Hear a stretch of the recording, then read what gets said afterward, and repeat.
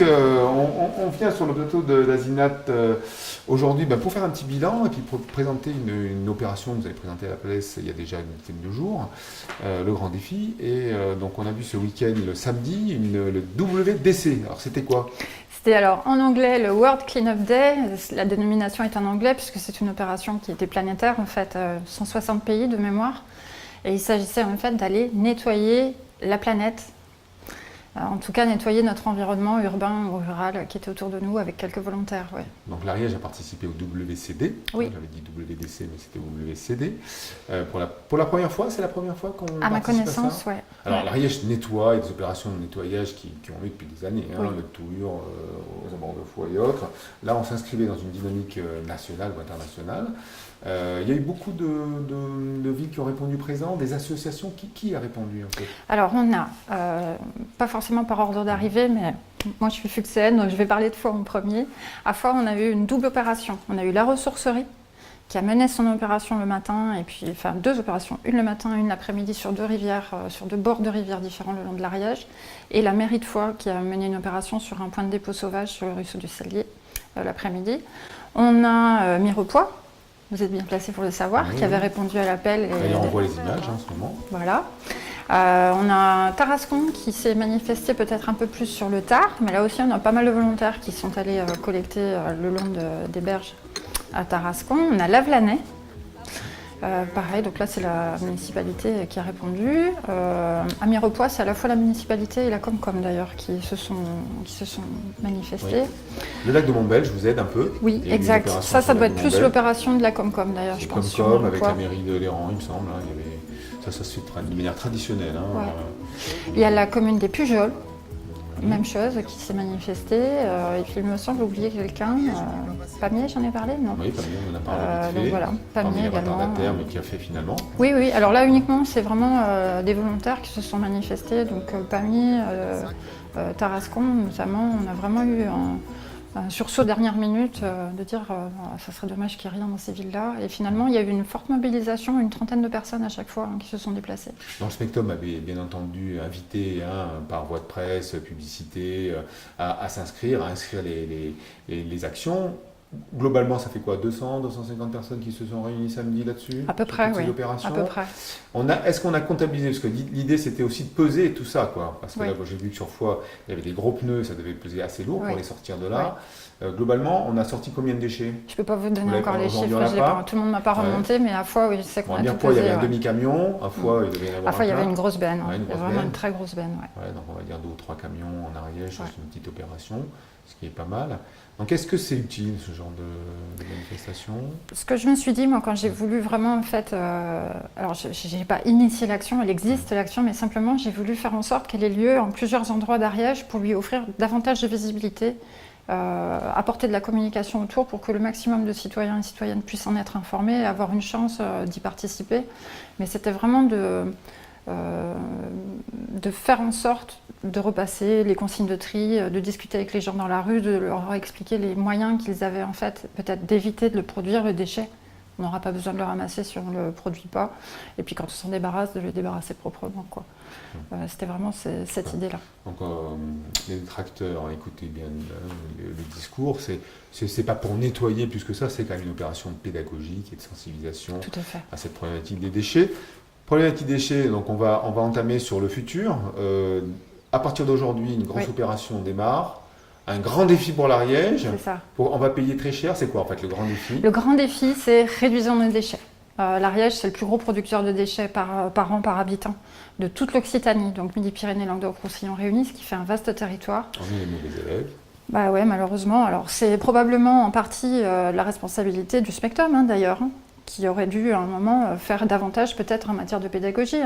J'assume la responsabilité de la collectivité dans ce domaine-là. Je pense qu'il faut qu'on remette là aussi davantage de moyens sur la pédagogie. Est-ce que certains appellent la communication? Mais pour moi, il s'agit davantage de sensibilisation. Toujours est-il qu'on a quand même une contrainte légale qui est très forte, la limite de notre site d'enfouissement, ce qu'on appelle les déchets ultimes, donc ce qu'on n'arrive pas à trier vraiment, ce qui part dans la poubelle noire. Et il faut qu'on réduise ça de 30% d'ici à la fin de l'année 2019. C'est demain matin. C'est des charges dont on avait parlé la dernière fois de Mans, qui est quand même limitée. C'est pas tellement qu'elle soit... Enfin, en tout cas, dans son arrêté préfectoral, oui, elle nous est limitée. Et chaque fois qu'on va produire un kilo de trop, ce kilo, la préfète nous dira « Non, vous n'avez plus le droit de l'enfouir ici, il va falloir l'exporter dans le département voisin, ce qui va nous coûter une fortune. » Alors quand je dis « nous », c'est nous, Smectom, mais du coup, nous, usagers et contribuables, bien sûr, puisque tout ça, ça va devoir se payer. Voilà. Et donc, pour ne pas se retrouver avec une facture d'élimination des déchets qui explose, la solution, c'est vraiment d'arriver à réduire cette proportion de déchets qui partent à l'enfouissement. Il y a moyen d'agir assez facilement. Ce n'est pas aussi compliqué que ça en a l'air.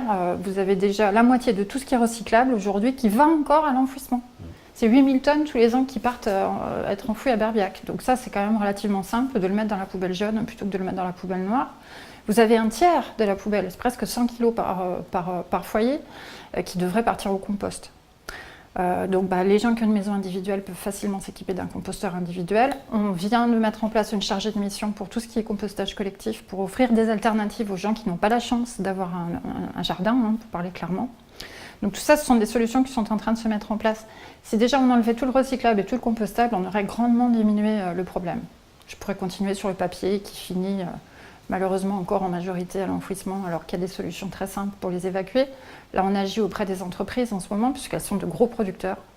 Et donc on mène une opération pilote pour aller leur simplifier le geste, pour qu'elles n'aient plus besoin de le prendre de façon volontaire et l'apporter au récup-papier. On va le collecter chez elles. Oui, dans les zones d'activité où effectivement c'est pas forcément fait de manière naturelle. Alors bien entendu, à chaque fois qu'on fait ça et qu'on parle de l'avenir des poubelles, eh bien, on se fait cartonner. Dans la presse, moi j'ai vu quelques petits commentaires assez méchants contre le Smectom. Il a expliqué que oui, vous allez faire la collecte au bout d'un mois. Alors au bout d'un mois, on va mettre des poissons dans une poubelle, on imagine l'odeur. Enfin voilà, vous avez dû lire comme moi les commentaires assez négatifs. Qu'est-ce qu'on peut répondre à ça? Alors, je voudrais d'abord clarifier cette histoire de collecter les poubelles qu'une seule fois par mois. Non, les poubelles continueront d'être collectées exactement de la même façon que ce qu'elles sont collectées aujourd'hui.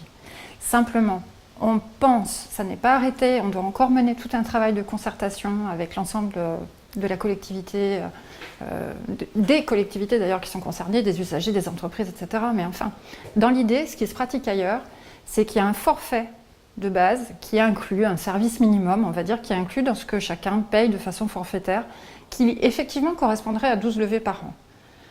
Pour autant, vous pouvez continuer à sortir vos poubelles 13, 14, 15 fois, 52 fois si ça vous chante, elle sera collectée. On ne va pas freiner les collectes, on va laisser les collectes et c'est nous, collectes, qui nous adapterons à la baisse, on l'espère, de la production des déchets, mais ce n'est pas l'inverse. On ne va pas obliger les gens à garder leurs déchets chez eux et ne pas les collecter, bien entendu que non. D'accord. Enfin, de toute façon, toujours est-il qu'on sait que qui dit déchets dit emballage, et ça tombe très bien, parce que la semaine dernière, on avait Cache Investigation sur le lobby du plastique. Ouais. On voit comment, en fait, on nous pousse toujours à avoir et acheter des bouteilles en plastique, alors qu'on pouvait, l'exemple de, je ne sais pas si on va le dire, mais Coca-Cola, c'est joueuse, qui est quand même l'inventeur de la consigne bouteille en verre, qui était super génial, et qui aujourd'hui est le promoteur ou le chantre du plastique. Donc on marche un peu sur la tête dans ce complètement, mais je dirais que ces gens-là, avant de vendre des bulles et du sucre, ils vendent surtout du plastique, et donc ils ont tout intérêt en fait à vous vendre le maximum d'emballage. La consigne fonctionnait très bien, on l'a vu chez Élise Lucet en Tanzanie, ça faisait depuis des années qu'il fonctionnait toujours avec ce mode-là qui a disparu malheureusement de chez nous depuis longtemps. Et là aussi, ils ont décidé de passer plutôt au modèle plastique parce qu'ils veulent nous faire consommer du plastique. Alors j'ai entendu aussi chez Élise Lucet parler d'opérations de nettoyage, c'est un petit peu ce qu'on a fait là ce week-end, où finalement des opérations comme ça qui sont financées par ces lobbies, et qui font porter toute la responsabilité sur l'usager. Alors je voudrais bien distinguer les choses, il n'en était pas question chez nous. On ne fait pas porter tout le poids de la responsabilité sur l'usager final, et au contraire, on a profité de ces opérations pour essayer de donner des alternatives aux gens. Je rappelle que le tri, c'est indispensable, c'est obligatoire, on ne peut pas y couper, il faut le faire. Mais avant de faire le tri, le mieux c'est d'éviter de le produire, le déchet. Donc en clair, éviter de l'acheter. Si on peut consommer de l'eau du robinet plus que de l'eau en bouteille, d'abord, on la paye moins cher, on fait des économies, et puis ensuite, on réduit énormément la quantité de déchets qu'on produit. Alors, limonade de Fontestor, mais un système de consigne, c'est des bouteilles en verre. Voilà, ça c'est un bon exemple, un produit local en plus. Voilà, et pourquoi les autres ne le font pas? C'est possible.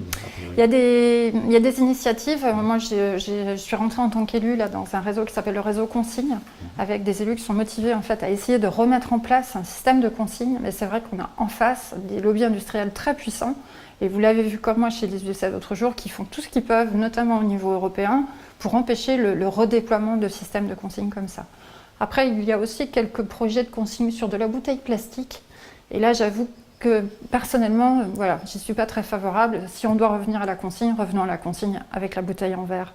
Au lieu de la casser et de la faire fondre et de consommer des quantités gigantesques d'énergie pour refaire une bouteille de verre, c'est quand même plus simple de la laver et de la re-remplir. Donc on va finir quand même sur le grand défi, puisque oui. c'est quand même l'opération qui va durer 1 mois, c'est ça? 8 semaines au total. 8 semaines, 8 défis, 8 thèmes. Ça touche les écoles, puisqu'on a un petit personnage très sympa qui s'appelle Harry. Harry comme Ariège. Ouais. C'est le renard. C'est un petit renard, on en a en Ariège, il mange les poules. Oui, il a été choisi surtout parce qu'on a choisi dans un panel d'animaux fouisseurs, on va dire. Voilà. Donc il y avait la taupe, le renard, et après consultation, le renard l'a emporté assez largement d'ailleurs dans le public. Oui, l'ours était pris, parce que c'est Azimut là. Oui. Donc, voilà. Dommage, j'aurais bien aimé. Et donc, alors en fait, donc l'opération, c'est sensibiliser les écoles, les grandes personnes. C'est sensibiliser les grandes personnes en réalité. Alors c'est vrai que, pardon, le mot est très laid, mais on utilise un petit peu les enfants comme des vecteurs de communication à destination de leurs parents. On a tous autour de nous des gosses qui tirent les oreilles de leurs parents finalement, en leur disant « Mais attends, maman, dis donc, cette bouteille-là, ça ne va pas dans la poubelle noire, ça va dans la poubelle jaune. » Eux mémorisent très bien les informations. Et puis je pense que quelque part, on leur doit quand même de leur laisser un environnement quand ils seront adultes qui sera, on l'espère, en bon état. Donc on compte un petit peu sur eux pour propager ce message, motiver leurs parents qui d'eux-mêmes n'auraient pas nécessairement envie de se lancer dans ce genre d'opération. Bon voilà, c'est un truc qui est un peu festif, un petit peu ludique. Et on compte effectivement sur les écoles pour nous aider à propager ce message. D'accord, dans 8 semaines donc, pour apprendre à mieux trier. C'est ça. Sur le département de l'Ariège. Vous avez vu le petit dessin de notre cher dessinateur Cyr? Oui, j'ai vu. Qui était très gentil. Il est punaisé derrière mon bureau, sur mon lieu de travail. Voilà, donc un clin d'œil à Eric. Elle a apprécié ton dessin. Merci Florence, et Merci, à une Eric. prochaine. Merci, à bientôt. Oui.